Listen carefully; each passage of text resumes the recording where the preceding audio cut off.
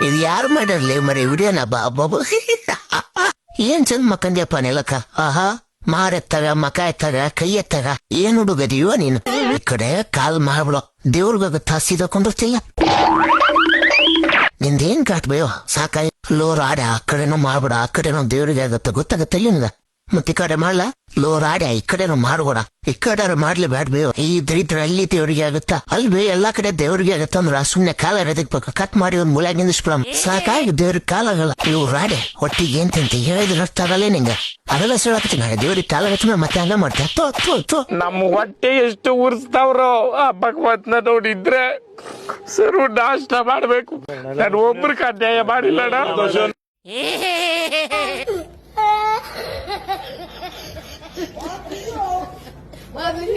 Oh my God.